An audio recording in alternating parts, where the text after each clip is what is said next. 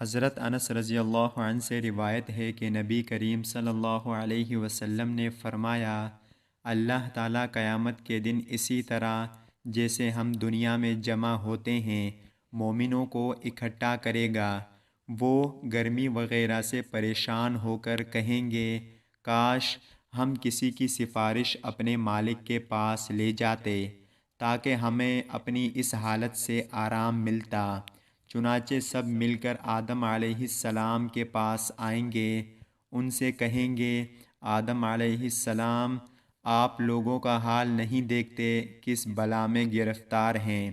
آپ کو اللہ تعالیٰ نے خاص اپنے ہاتھ سے بنایا اور فرشتوں سے آپ کو سجدہ کرایا اور ہر چیز کے نام آپ کو بتائے، ہر لغت میں بولنا بات کرنا سکھلایا۔ کچھ سفارش کیجئے تاکہ ہم لوگوں کو اس جگہ سے نجات ہو کر آرام ملے۔ کہیں گے، میں اس لائق نہیں۔ ان کو وہ گناہ یاد آ جائے گا جو انہوں نے کیا تھا، ممنوع درخت میں سے کھانا۔ مگر تم لوگ ایسا کرو، نوح علیہ السلام کے پاس جاؤ، وہ پہلے پیغمبر ہیں جن کو اللہ تعالیٰ نے زمین والوں کی طرف بھیجا تھا۔ آخر وہ لوگ سب نوح علیہ السلام کے پاس آئیں گے، وہ بھی یہی جواب دیں گے، میں اس لائق نہیں۔ اپنی خطا جو انہوں نے دنیا میں کی تھی یاد کریں گے، کہیں گے، تم لوگ ایسا کرو، ابراہیم علیہ السلام کے پاس جاؤ جو اللہ کے خلیل ہیں۔ لوگ ان کے پاس جائیں گے، وہ بھی اپنی خطائیں یاد کر کے کہیں گے، میں اس لائق نہیں۔ تم موسیٰ علیہ السلام کے پاس جاؤ، اللہ نے ان کو تورات عنایت فرمائی، ان سے بول کر باتیں کیں۔ یہ لوگ موسیٰ علیہ السلام کے پاس آئیں گے، وہ بھی یہی کہیں گے، میں اس لائق نہیں۔ اپنی خطا جو انہوں نے دنیا میں کی تھی یاد کریں گے، مگر تم ایسا کرو، عیسیٰ علیہ السلام کے پاس جاؤ، وہ اللہ کے بندے، اس کے رسول، اس کے خاص کلمہ اور خاص روح ہیں۔ یہ لوگ عیسیٰ علیہ السلام کے پاس آئیں گے، وہ کہیں گے، میں اس لائق نہیں۔ تم ایسا کرو، محمد صلی اللہ علیہ وسلم کے پاس جاؤ، وہ اللہ کے ایسے بندے ہیں جن کی اگلی پچھلی خطائیں سب بخش دی گئی ہیں۔ آخر یہ سب لوگ جمع ہو کر میرے پاس آئیں گے، میں چلوں گا اور اپنے پروردگار کی بارگاہ میں حاضر ہونے کی اجازت مانگوں گا۔ مجھ کو اجازت ملے گی، میں اپنے پروردگار کو دیکھتے ہی سجدے میں گر پڑوں گا، اور جب تک اس کو منظور ہے وہ مجھ کو سجدے میں ہی پڑا رہنے دے گا۔ اس کے بعد حکم ہوگا، محمد صلی اللہ علیہ وسلم، اپنا سر اٹھاؤ اور عرض کرو، تمہاری عرض سنی جائے گی، تمہاری درخواست منظور ہوگی، تمہاری سفارش مقبول ہوگی۔ اس وقت میں اپنے مالک کی ایسی ایسی تعریفیں کروں گا جو وہ مجھ کو سکھا چکا ہے یا سکھلائے گا۔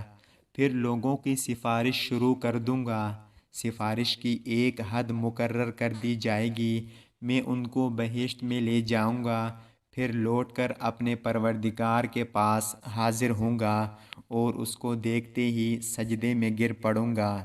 جب تک پروردگار چاہے گا مجھ کو سجدے میں ہی پڑا رہنے دے گا۔